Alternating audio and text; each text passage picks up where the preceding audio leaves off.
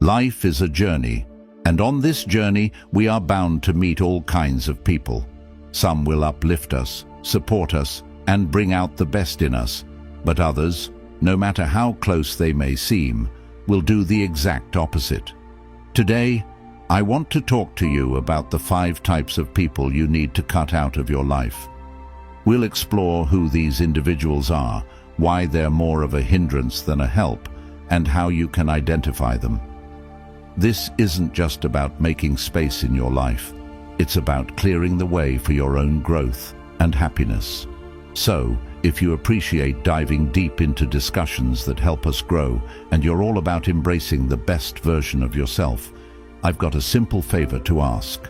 Hit that subscribe button. Remember, every part of this video packs value, so make sure you don't skip any part as we anchor ourselves in some timeless Stoic wisdom to navigate these tricky waters. Ready? Let's get started and identify who might be holding you back from truly flourishing. Number 1, the competitor. Navigating through life, you're bound to cross paths with a variety of personalities, each bringing their own flavor to the mix. One of the more challenging types you might encounter is the competitor. You know the type, someone who can't seem to let a moment pass without turning it into a battle of one-upmanship. They're the friend or colleague who sees every interaction as a chance to prove they're better, smarter, or more successful. It's not just about having a bit of competitive fun.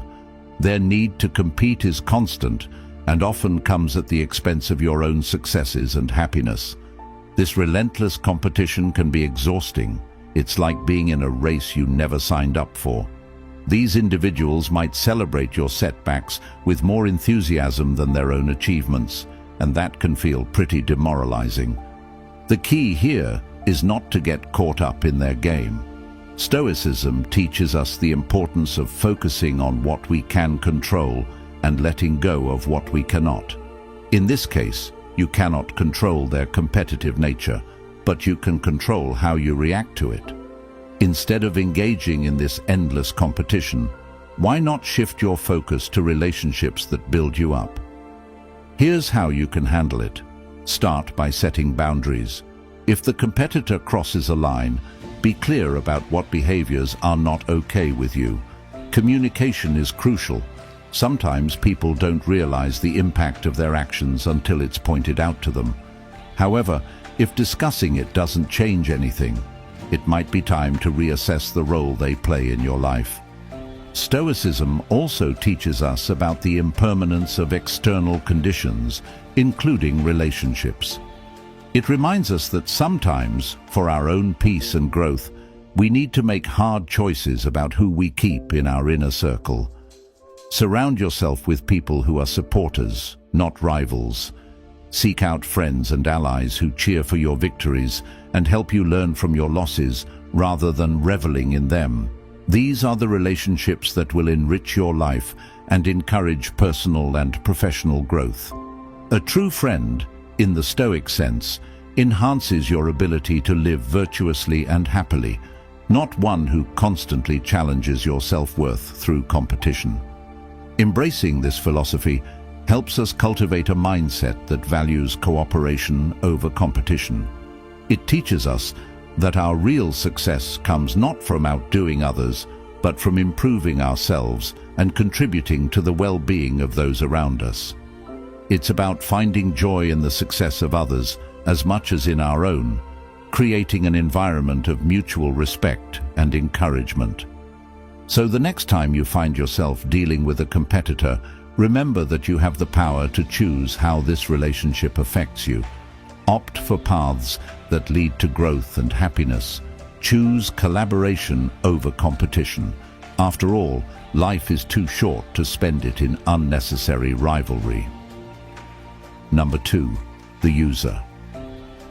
In our circle of acquaintances, we often encounter a variety of personalities that shape our interactions and ultimately our lives. Among these, the user stands out as a particularly challenging figure. This individual often masquerades as a friend, but their actions reveal a different agenda. They're consistently present when it benefits them, quick to ask for favors or support, but conspicuously absent when you're the one in need. This type of relationship can drain your resources and emotional energy, leaving you feeling unappreciated and exploited. Dealing with users requires a strategic approach grounded in self-respect and clear boundaries. Stoicism, a philosophy that teaches the value of understanding our emotions and managing our reactions, offers valuable insights for handling such situations. Stoics emphasize the importance of focusing on what we can control, our responses and our boundaries. In the case of the user, you control the access they have to your time and energy. It's important to start setting firm boundaries. This means being clear about what you are and are not willing to offer in a relationship. When a user comes calling, consider whether you are helping because you want to or because you feel obligated. If it's the latter, it might be time to say no. This isn't about being unkind. It's about ensuring mutual respect in all your relationships. Remember, it's okay to refuse a request if fulfilling it would leave you feeling resentful or taken advantage of. Communicating these boundaries can be as simple as saying, "I'd love to help, but I really need to focus on my own priorities right now," or "I've noticed I'm often there for you, which I'm happy to do, but I feel like it's not reciprocated when I need support." Expressions like these aren't just verbal statements. They are affirmations of your self-worth and reminders that true friendships are reciprocal. Moreover, embracing Stoicism can help us detach from the negative emotions that arise when dealing with a user. By reflecting on the impermanence of discomfort and focusing on our ability to remain virtuous, in this case, honest and balanced in our dealings, we can maintain our composure and even our compassion. Stoic wisdom doesn't just protect us, it teaches us to maintain our integrity even in the face of challenging relationships. In nurturing relationships that are truly reciprocal, we enhance our lives and align more closely with Stoic principles, which advocate for harmony and the mutual exchange of good. Life is too short to maintain one-sided relationships that leave us depleted. Instead, we should invest our energy in connections that are nurturing, supportive, and balanced. By choosing to surround ourselves with people who value and respect our contributions as much as we value theirs, we not only uphold our dignity, but also foster a community of genuine and supportive relationships. Remember that while you cannot control the actions of others, you can control how you respond. Setting boundaries with users isn't just about protecting your resources. It's about cultivating a life that is based on respect, reciprocity, and real friendship. Number 3. The blamer. Encountering a blamer can be one of the most draining experiences in our personal or professional lives. These individuals have a knack for shifting the weight of their own shortcomings and errors onto others, painting themselves as perennial victims of circumstances or the actions of those around them. This habit not only fosters a negative atmosphere, but can also stifle personal growth and collaboration. Blamers often operate by creating a narrative where they are free from fault, regardless of the evidence to the contrary. This can manifest in small, day-to-day interactions or insignificant ways, especially when things go wrong. Instead of looking inward to consider how their actions contributed to a situation, they point fingers, ensuring that someone else always appears to be the cause. This behavior can disrupt teamwork and damage relationships by eroding trust and respect. Stoicism provides a useful framework for dealing with blamers. Stoics teach us to focus on our own actions and responses, which are within our control, rather than external events or the behavior of others, which are not. When dealing with a blamer, this means not getting caught up in their narrative or allowing their accusations to affect your sense of self or emotional balance. Instead, it's about maintaining a clear view of reality and your role within it. To effectively handle interactions with a blamer, begin by recognizing the early signs of their behavior. These might include a consistent refusal to acknowledge their own mistakes or a pattern of criticizing others without basis. Once you identify these tendencies, you can start to distance yourself emotionally from the impact of their words.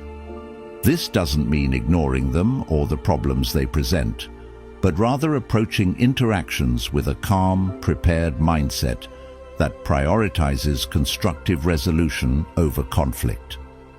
Communicating openly and assertively can also be key. When a blamer tries to pin a problem on you, respond with calm, fact-based observations that reflect the situation as it truly is. For example, you might say, "I understand you're upset about how the project turned out, but let's look at what we each could have done differently," thereby steering the conversation toward a more productive and less accusatory discourse. Surrounding yourself with people who embrace accountability is another Stoic approach. These individuals will not only support your personal and professional growth, but also provide a healthy counterbalance to the negative influences of blamers. They model behaviors that encourage mutual respect and self-improvement, creating an environment where constructive feedback and personal responsibility are valued. Practicing Stoic principles such as emotional detachment can be incredibly beneficial. By learning to detach from the emotional weight of a blamer's accusations, you empower yourself to respond rather than react. This means observing the situation with a level head and making decisions that align with your values and integrity rather than getting pulled into emotional turmoil. Number 4. The complainer.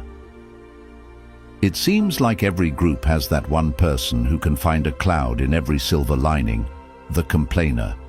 Their endless grievances about work, relationships, or even the weather can quickly dominate conversations and darken any gathering. This negativity doesn't just dampen the mood. Over time, it can start to affect your own outlook on life. You might find yourself dreading interactions with them or feeling drained after even a brief conversation. The Stoic philosophy offers a valuable perspective on dealing with the complainer. Stoicism teaches us to accept things we cannot change while working courageously on the things we can. When it comes to the complainer, while you might not be able to change their view of the world, you can certainly adjust how you interact with them. The goal is to protect your own peace of mind without giving up on kindness and empathy. One effective approach is to limit your exposure. This isn't about avoidance, but rather about setting healthy boundaries. For instance, you might decide to keep interactions brief when you know they're likely to spiral into complaints, or you might choose to steer conversations toward topics that are less likely to prompt grievances. This way, you maintain a polite distance that shields you from the brunt of their negativity. Addressing the behavior directly can also be a Stoic response grounded in the virtue of courage. It involves speaking up about how the constant negativity affects you. This doesn't mean confronting them aggressively, but rather expressing your feelings calmly and assertively. For example, you could say, "I understand that you're upset, but focusing on the positives could help us find a better solution." This approach not only sets a boundary, but also provides the complainer with a different perspective that they may not have considered. Encouraging a more positive outlook is another strategy. This involves helping the complainer see things from a different angle. When they bring up a problem, you could point out potential solutions or silver linings. It's about gently guiding the conversation away from the negative and towards the positive. However, as the Stoics would advise, remember that you can lead a horse to water, but you can't make it drink. Your efforts should be sincere but not forceful. Accept that the ultimate change must come from them. Stoicism also teaches us about the importance of inner tranquility and not allowing external forces to disrupt our peace. This philosophy can be particularly helpful when dealing with a complainer. By focusing on maintaining your own serenity, you can interact with them without getting emotionally entangled in their negativity. Think of their complaints as waves crashing against a sturdy rock. Your inner peace remains undisturbed despite the chaos around you. It's essential to nurture yourself. Constant negativity from another person can be depleting, and it's crucial to recharge.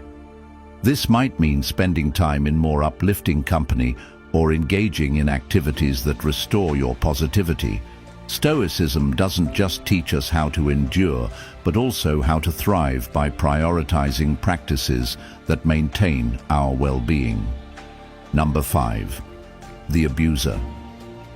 Navigating relationships can sometimes lead us down very rocky paths where we might find ourselves facing the most challenging of them all, the abuser. This person can fundamentally alter the landscape of our lives through their harmful behaviors, which may include emotional, verbal, or even physical abuse.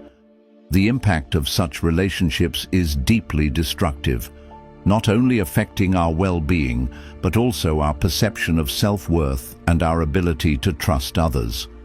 Understanding the signs of abusive behavior is the first critical step towards safeguarding oneself. Abusers often employ manipulation and fear to dominate and control, making their victims feel powerless and isolated. Recognizing these patterns early can be life-saving. These signs might manifest as derogatory comments that make you question your own value, coercive control over aspects of your life, like finances or social interactions, or threats that keep you in a state of constant anxiety. Stoicism provides a powerful framework for dealing with such situations. It emphasizes the importance of distinguishing between what we can and cannot control. In the context of an abusive relationship, this means recognizing that while we cannot control the abuser's actions, we can control our response, including our decision to seek help and remove ourselves from the harmful environment. Taking action can be incredibly difficult, particularly when the abuse has eroded your confidence. However, Stoicism also teaches us about courage, the courage to make hard choices for the sake of our own dignity and peace. This might mean reaching out to trusted friends, family, or professionals who can provide support and guidance. It could also involve contacting organizations dedicated to helping those in abusive situations find safety. The decision to leave an abusive relationship is not just a step toward safety. It's a move toward respecting oneself and reclaiming one's life. Safety and respect are the bedrocks of any healthy relationship and should be non-negotiable. The Stoic principle of self-respect is crucial here. It compels us to remove ourselves from toxic dynamics that threaten our peace and virtue. Furthermore, Stoicism encourages us to view adversity as an opportunity for personal growth. While escaping an abusive relationship is fraught with challenges, it also offers a profound chance to strengthen one's resilience and rebuild a sense of self that might have been diminished by the abuser's actions. It teaches us that our reactions to external circumstances define our character and our destiny. In dealing with an abuser, it's essential to cultivate an internal locus of control, believing that you have the power to change your circumstances. This is what Stoicism aims to bolster. It's about more than endurance. It's about transforming suffering into strength, understanding that you have the agency to change your story, and ensuring that no one else holds the pen. Remember that healing from abuse is a journey. It requires patience, support, and a lot of self-compassion. Stoicism can help maintain a balanced perspective during this process, reminding us that while we cannot undo the past, we can shape a future that values our worth and celebrates our resilience. At the end of the day, the people you surround yourself with shape your thoughts, your energy, and your future. Life is too short to carry the weight of toxic relationships. Choose peace over chaos, growth over stagnation, and self-respect over compromise. The Stoics taught us that we are the masters of our own choices, and sometimes the bravest choice is walking away from what no longer serves us. If this message resonated with you, take a moment to reflect. If you're ready to continue your journey of wisdom and self-mastery, check out one of the videos on your screen now. Thank you for being a part of the channel. Stay strong, stay wise, and I'll see you in the next one.